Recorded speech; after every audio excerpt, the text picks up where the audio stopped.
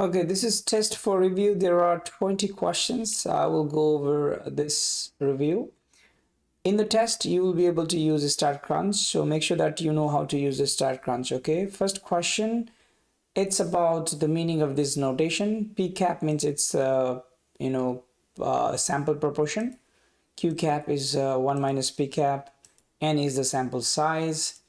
And E is the margin of error. And P is it's a population proportion. You can check the notes for this meaning.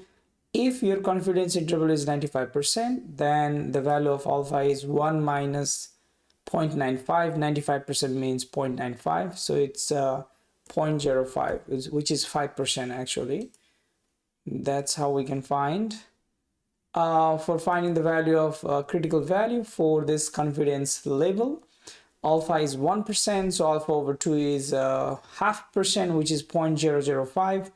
You go to StatCrunch, and for a problem like this, one more time, let's go to the StatCrunch and go to stat, go to calculator, go to normal, and then in the normal calculator you choose this greater or equal. We would like to find the critical value for the area, which is 0.005, which means 0.5% to the right. If you hit compute, you can see that this is the value of critical value G-score, which is 2.57. Here round to the 2 decimal place, it's a 2.58. That's a critical value that separates 0.5% area to the right. Question number 3, find the best point estimate of the population proportion P for this problem. One more time, go to the StatCrunch, population proportion. So go to the stat, go to the proportion stat, one sample with the summary. As you can see here, the sample size is 973. That's the value of N. Number of success is how many of them said yes, and that is 534. If you read the question, a research institute poll asked respondents if they felt vulnerable to identity theft, and out of 973, 534 said yes. So that yes means it's a number of success. Okay, now you go to the confidence interval for the proportion for the 90%, so you just change that to the 0.9, and then if you hit compute, it's going to give you the lower limit and upper limit for the confidence interval, and it also give you the sample proportion, which is 0.5488, so that means 0.549 if you round it to the 3 decimal place. And then the margin of error can be calculated. Remember, the margin of error means, if you check your notes, margin of error can be calculated. I'm going to give you the formula from the notes. Here you go. The margin of error is upper confidence interval minus lower confidence interval divided by 2. So let me use a calculator here and go to the value. Upper confidence limit is 0.575 minus 0.522. Subtract this one, so it's a 0.575 minus 0.523, 0.523, and then divide this by 2. That gives you the margin of error 0.026. 0.026, and that's your answer. And then confidence interval, you just have to copy this one. The lower limit is let me just make it small.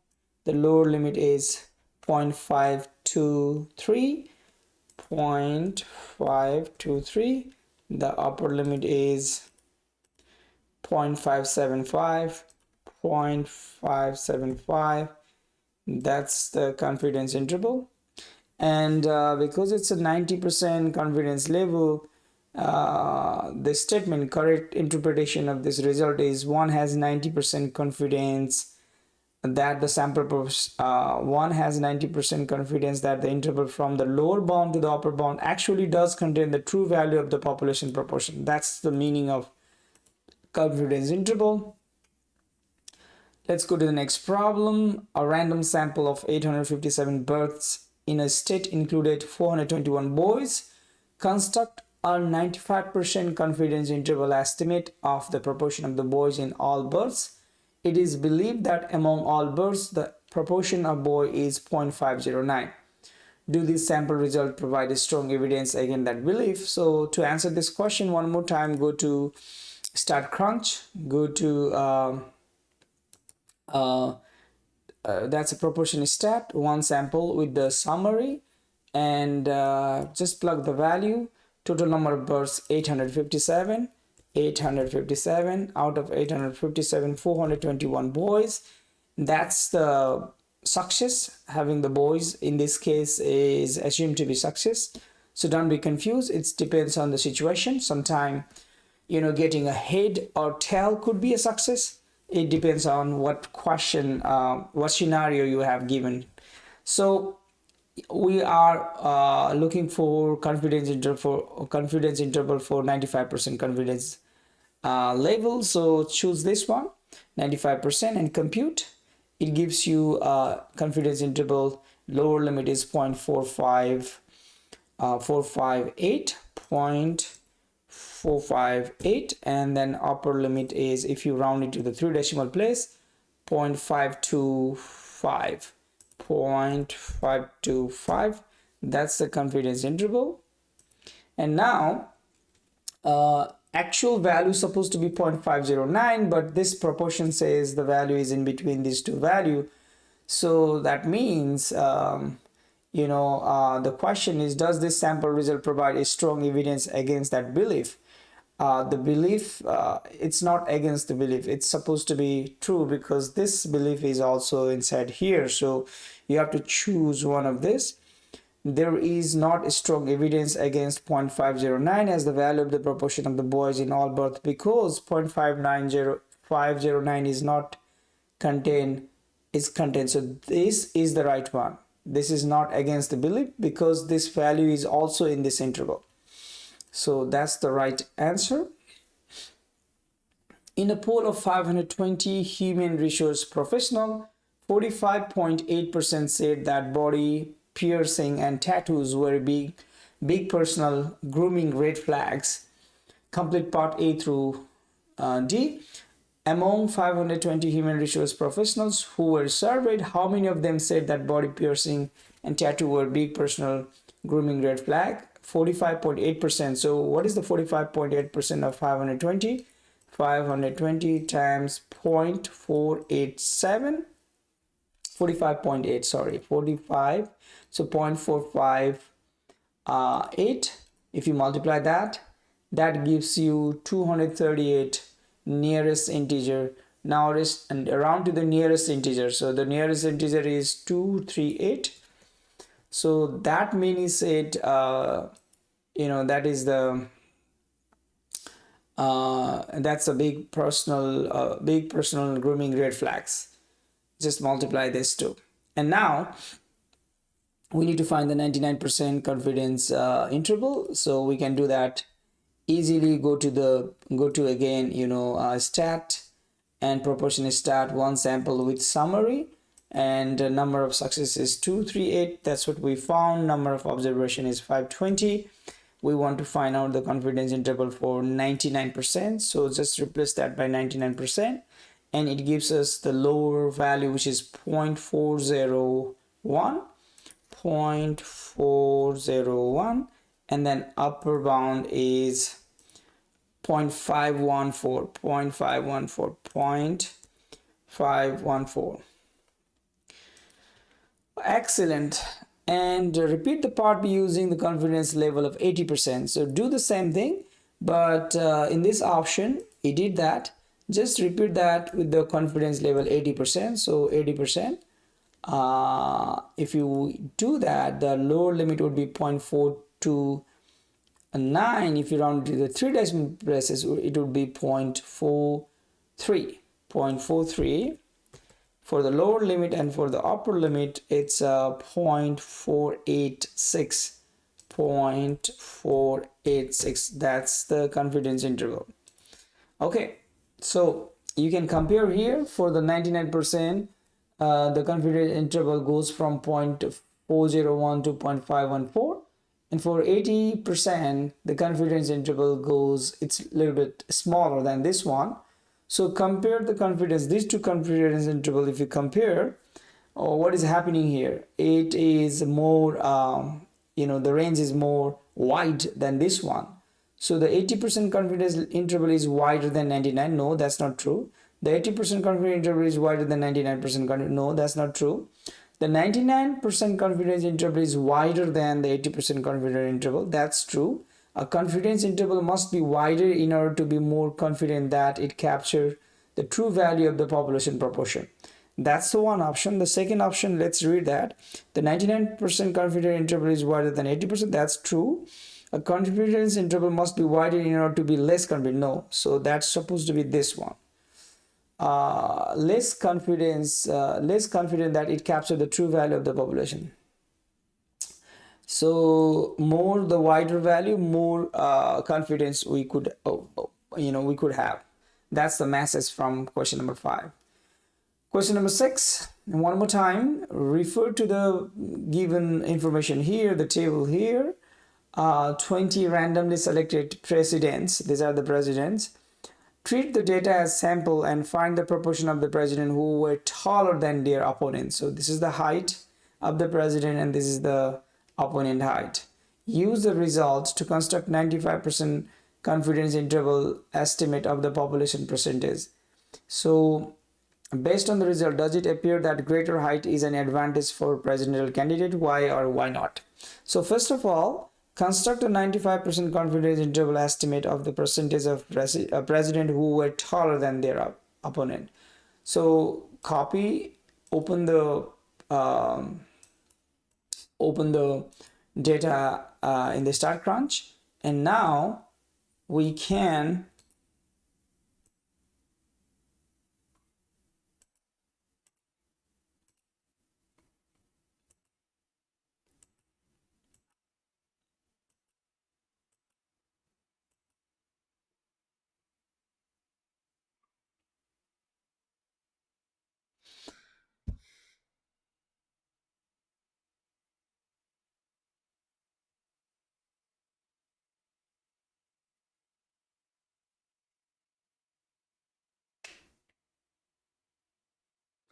okay. Refer to the data set of 20 representative president. Treat the data as a sample and find the proportion of president who were taller than their opponents. Use the data result to construct a 95% population percentage. Based on the result, does it appear that the greater height is an advantage for presidential candidate? Why or why not? To find the confidence interval, first find the number of presidents who were taller than their opponent. There are 11 presidents in the sample that were taller than their opponents. Check the requirement to construct the confidence interval used to estimate. Problem statement, identify the sample of the president as randomly selected. The condition for the binomial distribution are satisfied because there is a fixed number of trial. The note that number of success was previously found to be 11. Identify the sample size 20. Calculate the number of failure 11. There are at least 5 failures.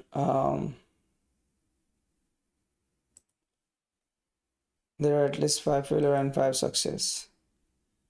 So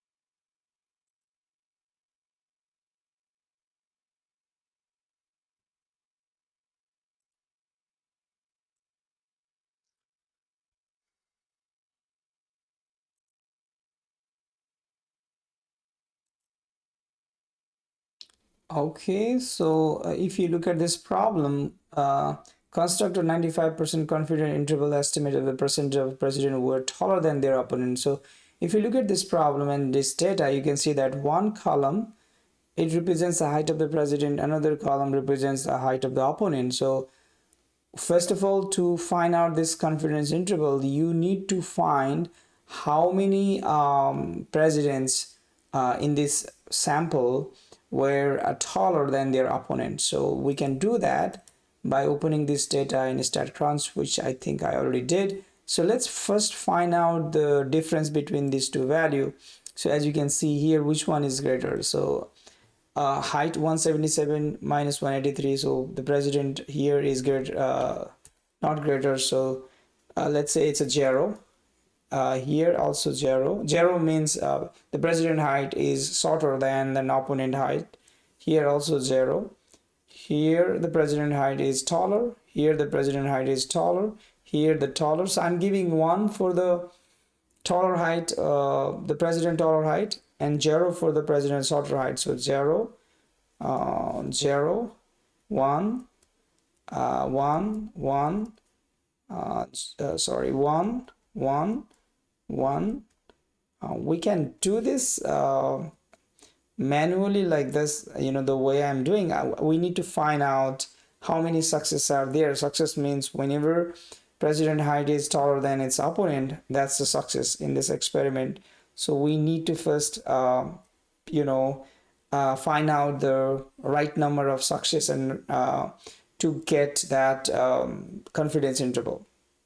1, 1. So whenever president height is taller, I'm giving that 1 as a success. So out of 1, 2, 3, 4, 5, 6, 7, 8, 9, 10, 11, 12, 13. So as you can see here, out of 20 sample size, 1, 2, 3, 4, 5, 6, 7, 8, 9, 10, 11, 12.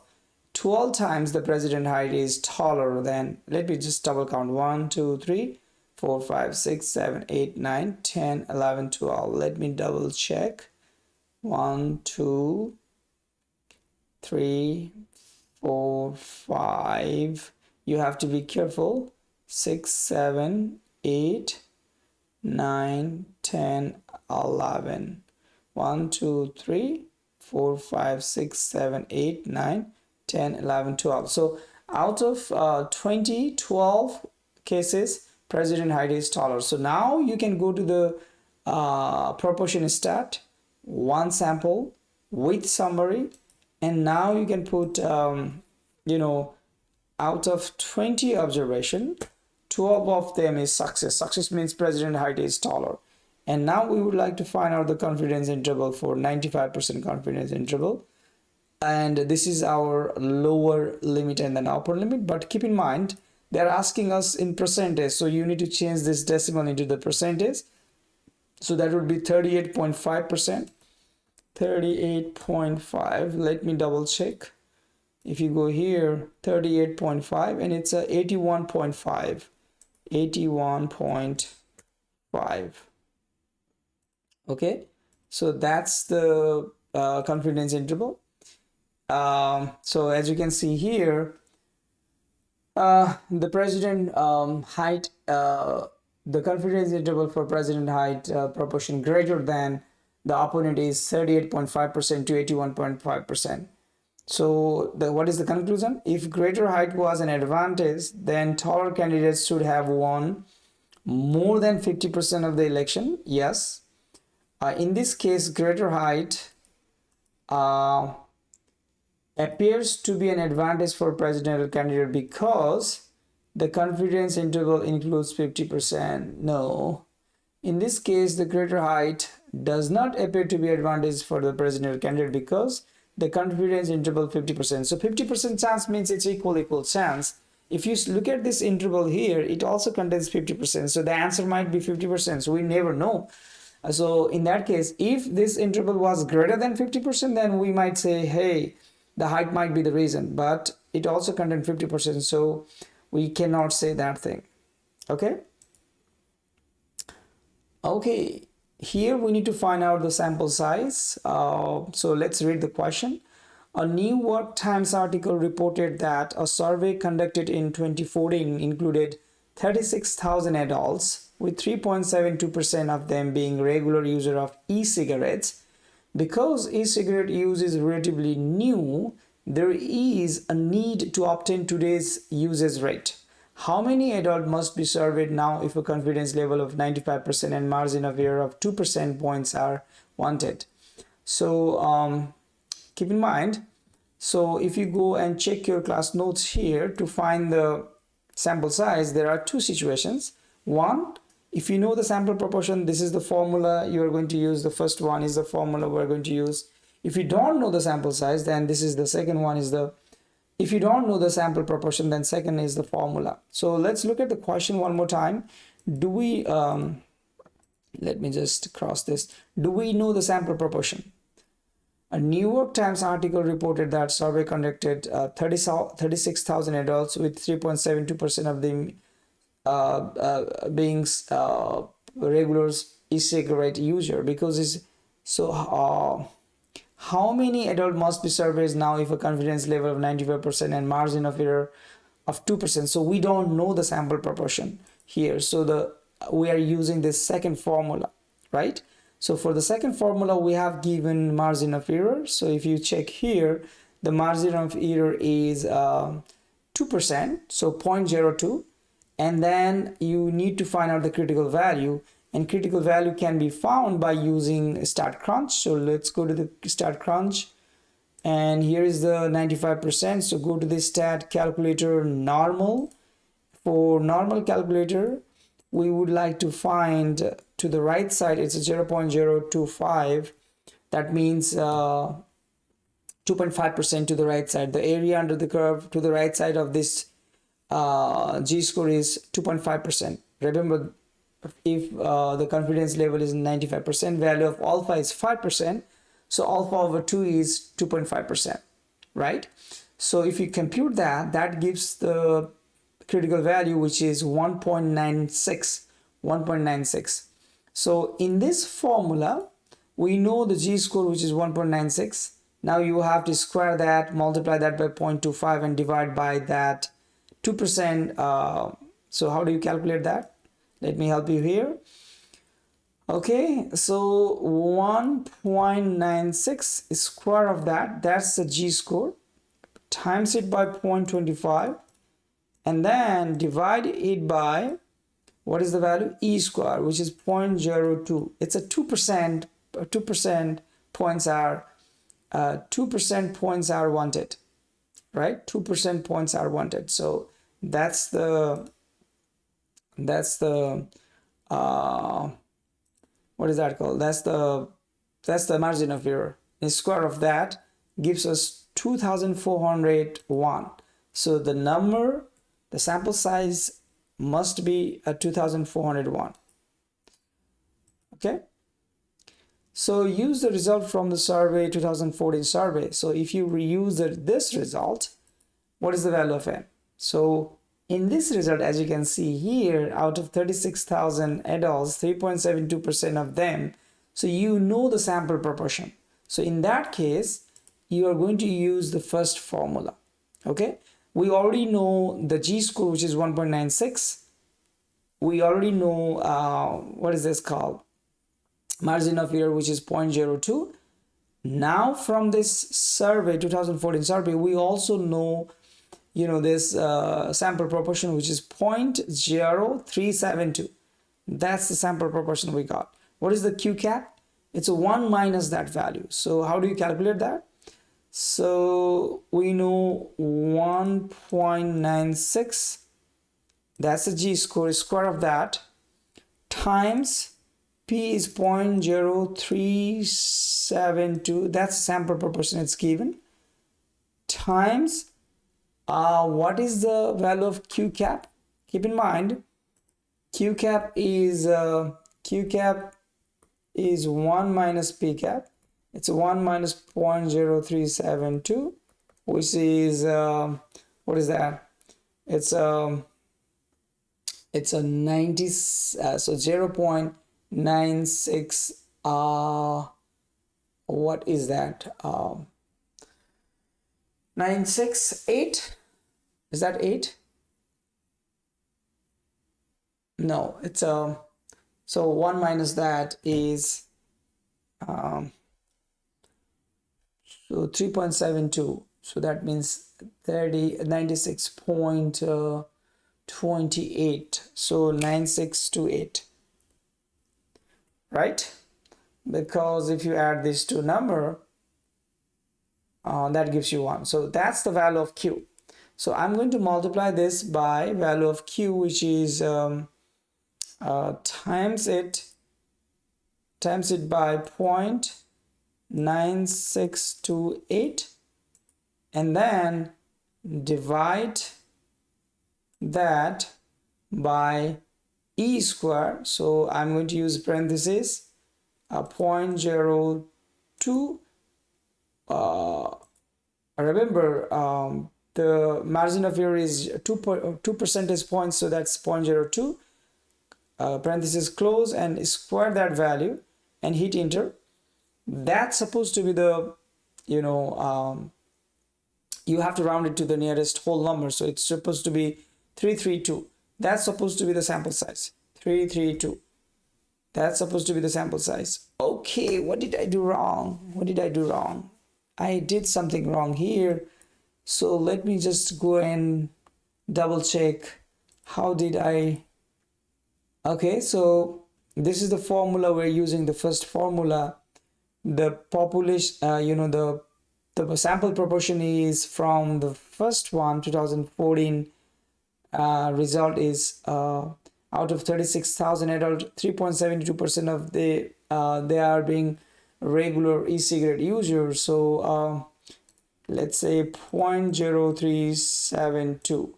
Maybe I did this mistake when I subtract that. So 9628, that's right. So let me just go back and then do it again. So margin of error is same, 1.96, 1.96 whole square times 0.0372 times 0.9628, divide that by 0.02 whole square, and that is 345. Sorry, I did something wrong. 345. Is that 345? One more time. 343, 344. Sorry, 344. Because you have to round up to the nearest integer. So that's supposed to be the case. So maybe I did something wrong while using the calculator. You just have to be careful. Okay, so without using sample proportion, this is the number we need. With using sample proportion, this is the sample size we need. Does the use of result from 2014 survey have much of an effect on the sample size? The answer is yes. As you can see here, yes, using the result from 2014 survey dramatically reduce the sample size. Yes, that's what we saw here. Okay, so next question. Again, one more time, the brand manager for a brand of toothpaste must plan a campaign designed to increase brand recognition. He wants to first determine the percentage of adults who have heard of the brand. How many adults must be surveyed in order to be 90% confidence that his estimate is within 7 percentage points of the true population percentage?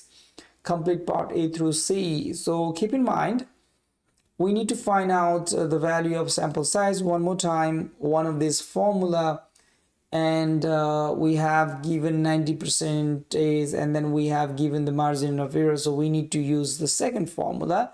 This is exactly the same way you can find out like before. So go to the StatCrunch, you can find out the G-score for 90%. So in this case, to the right side, it's supposed to be 5% because alpha is 0.10. So alpha over 2 is 0.05.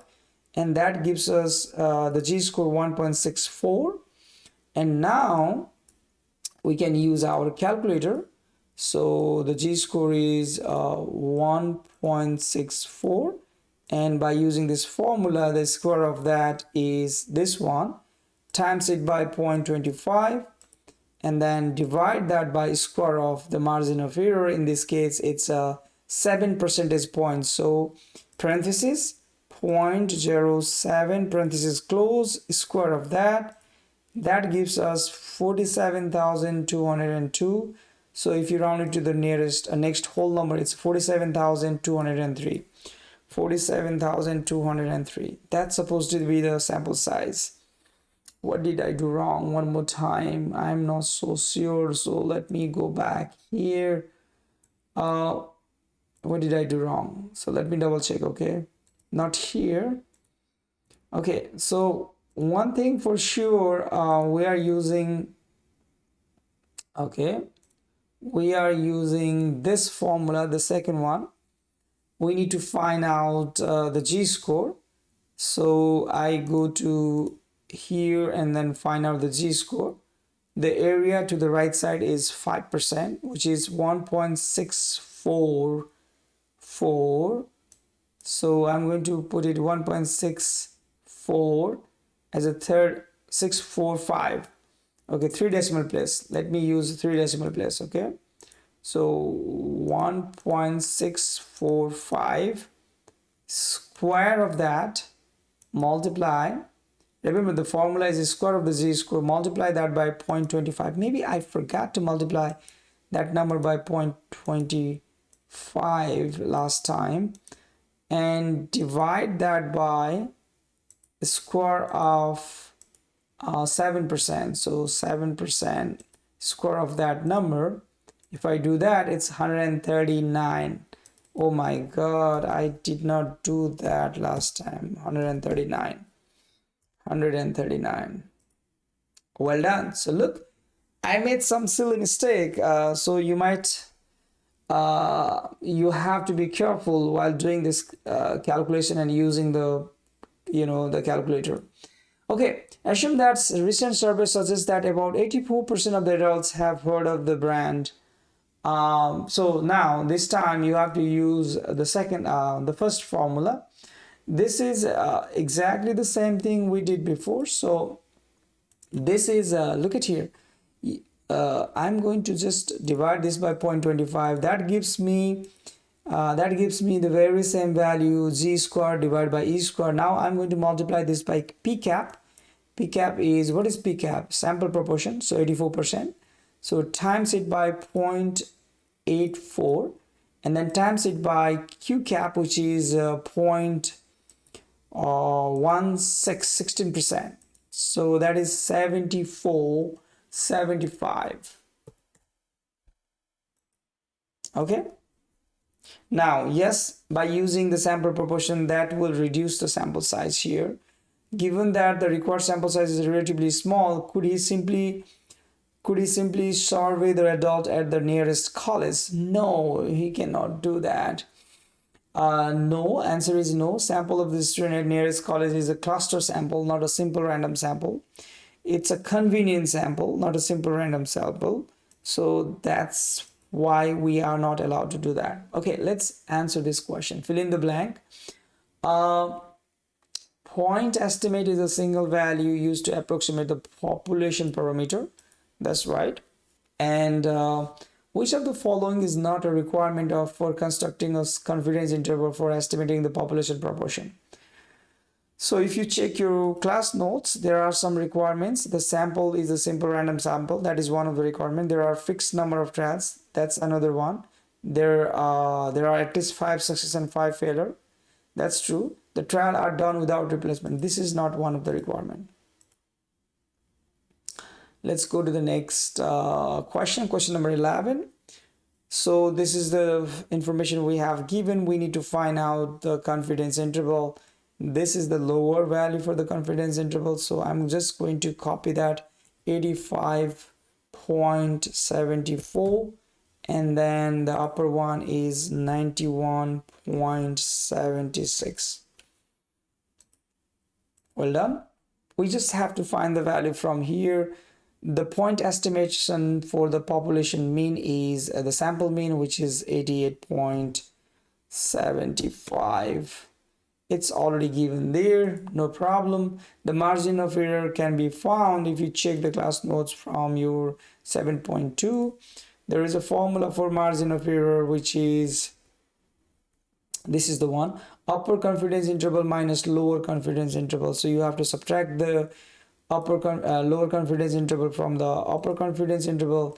In this case, it's a 91.76 minus 85.75 and divide that by 2. That will give you the margin of error, which is 3.01 if you round it to the 2 decimal place. If you round it to the 2 decimal place, it's a 3.01. Okay, this is the very same similar question like we did before, question number 11. So I'm going to skip that. Question number 13. A data set includes 103 body temperature of healthy adult human having mean of 98.9 degree Fahrenheit and a standard deviation of 0.67 degree Fahrenheit. Construct a 99% confidence interval estimate of the mean body temperature. Here is the G-score we have given. I'm not going to use this table. I'm going to use the StatCrunch for this. For this part, what we have to do is to find the confidence interval for the population mean. Go to the stat, go to the t-stat. Keep in mind, there are two different type of formula. If you check your 7.2 class notes here or whatever, you know, this formula here, let me just go back. What is that? Okay, this one. You have to this page is very useful.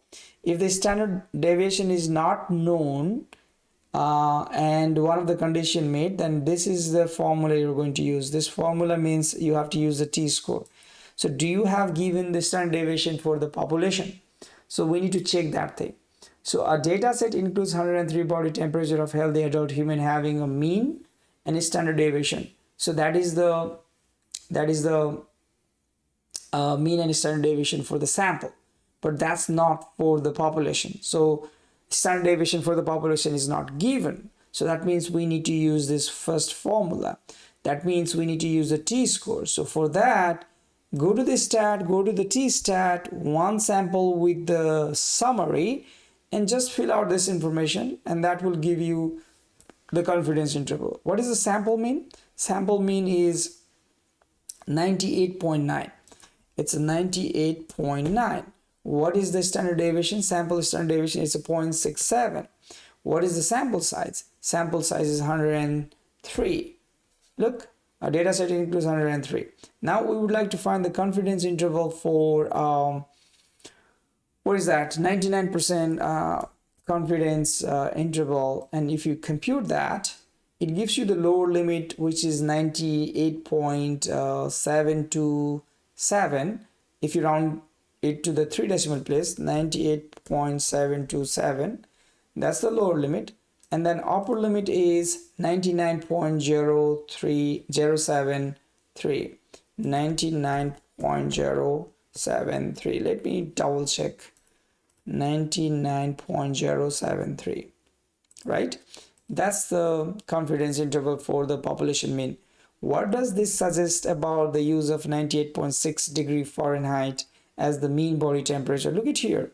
This range also include 98.6 degree Fahrenheit, right? No, it's above than 98.6 degree Fahrenheit. So this suggests that mean body temperature is lower.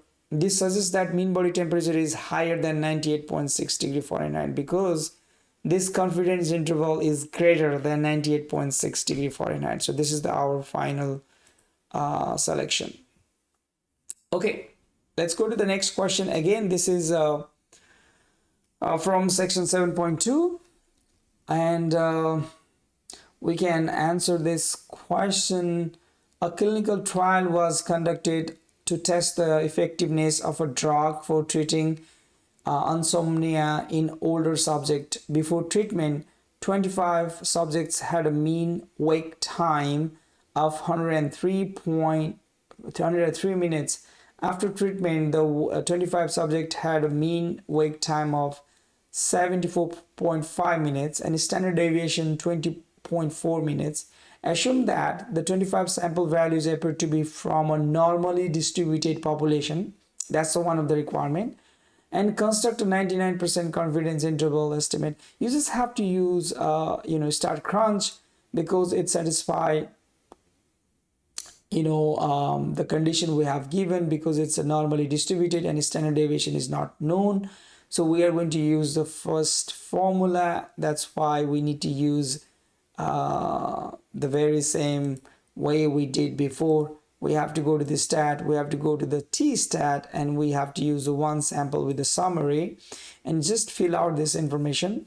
So after the treatment, the 25 subject had a mean wake time 74.5. That's a sample mean 74.5. Sample standard deviation is 20.4, and then sample size is 25. We would like to find out the confidence interval for 99% confidence level, and if we hit compute, it gives us a lower limit for that confidence interval, that is 63.1, and the upper limit for the confidence interval, that is 85 point, so that is 86 if you round it to the one decimal place. That's the confidence interval for the mean. So the average body temperature, what does the result suggest about the mean wake time 103? Look at here, this result is less than 103, so the confidence interval does not include the mean wake time of 103 minute before the treatment. So the means before and after the treatment are different. This result suggests that the drug treatment has an effect, because that is outside the confidence interval. Okay, so here we have sample DNA are collected, and 4 DNA bases of A, G, C, and T are coded as 1, 2, 3, 4 respectively. The results are listed below. So if you copy that in the StatCrunch, these are the results. Now what do we want to find out? The results are listed. Construct a 95% confidence interval estimate of the mean. What is the practical use of the confidence interval? Look at here. So these are the DNA test result, and these are the numbers for different DNA test. So what is the confidence interval for the population mean? So for that, we can go to the stat, you can go to the t-stat, you can go to the one sample with the data, and data is given, and we would like to find the confidence interval for the mean with the 95% confidence, and that's the lower limit 1.87, 1.9, 1.9 to 3.5. That's the confidence interval, 3.5. Excellent. And then what is the practical use of confidence interval here? What are the options we have given here? The given numbers are just substitute for the DNA based names, so the number do not measure or count anything, and they are at the nominal level of measure. That is the perfect choice, because these are just number for different categorical values, so it doesn't matter for this particular problem. Okay, here a food safety guideline is that the mercury in fish should be below 1 part per million ppm. It's supposed to be less than 1. This is the data we have given from the sample found in the tuna sushi. Now construct the confidence interval. Open the data in StatCrunch, and now find out the confidence interval with the one sample with the data. Choose the data, choose the confidence level, which is what is that, 99%. So replace that by 0.99, and then it gives us the lower limit, which is 0.204, 0.204, and then upper limit is 1.265, 1.265, right? Okay, So that's the confidence interval. This confidence interval is does contain 1. It's supposed to be less than 1, but it could be greater than 1. So that means, does it appear that there is too much mercury in tuna sushi? Yes, because it is possible that mean is not greater than 1. This is not the right one. Yes, because it is possible that mean is greater than 1 ppm. Also, at least one of the sample values exceed 1 ppm. So at least some of the fishes have too much mercury. This is the right one.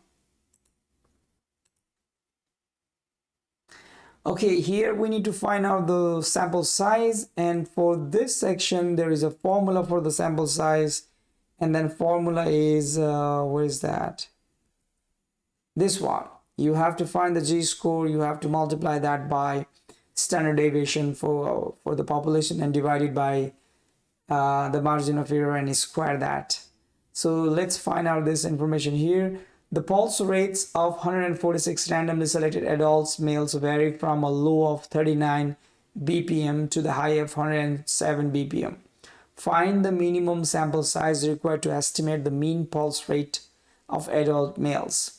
Assume that we want 98% confidence interval. So for this one, because we want 98% confidence interval, first of all, we need to find out, we need to go to the calculator, normal, and then greater or equal. 98% means the value of alpha is 2% and value of alpha over 2 is 0.01. So we need to find out the g-score, which is 3.09.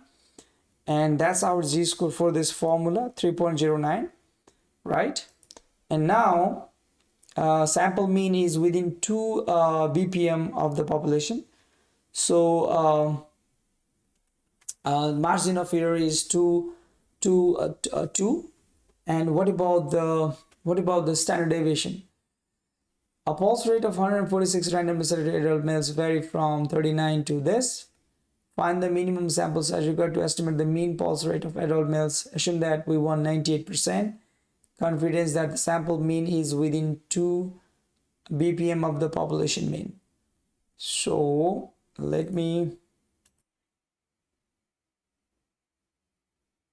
okay, if you look at here, the value of sigma, the standard deviation is not given, but if you check your if we go to this this section, it says if the sigma is not given, then you can find the sigma by using this range rule of thumb, and the sigma is approximate by range divided by 4. That's the reason we have given this value 39 to 107. So from here we can find the range. The range is 107 minus 39. That's the range divided by 4. We can use this as a standard deviation, approximate value as a standard deviation. So now we have where is that? We have the standard deviation, and we have the g-score, and we have E.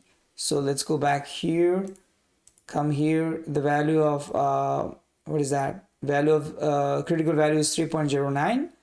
I'm going to use that. The standard deviation is 17, so times it by 3.09, and then divide that by margin of error. What is the margin of error? 2. And then whatever result you get, square that, and that gives you the sample size 689.85, rounded to the next whole number, 690. 690 is the whole number. So sometime, okay, what did I do wrong here? Okay, this is the formula. Go back here. I calculate the confidence interval is 98%. So the value of what did I do here? Oh, is it supposed to be 1%? I put one more zero, so that was my mistake. Okay, it's not 20, it's supposed to be 2.326. So 2.326. So go back here. It's 2.326 times the standard deviation 17. That's what we found. Divided by 2. That's the margin of error, and square that value, which is 391. 391. I made one more time. I made the mistake there. The mistake was the value of alpha is 2%, so the value of alpha over 2 is supposed to be 1%. Instead of 1%, I put 0.1%. So that was the mistake here.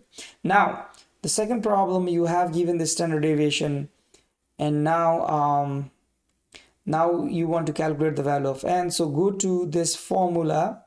So that's supposed to be, what is that? Use the same g-score, 2.326.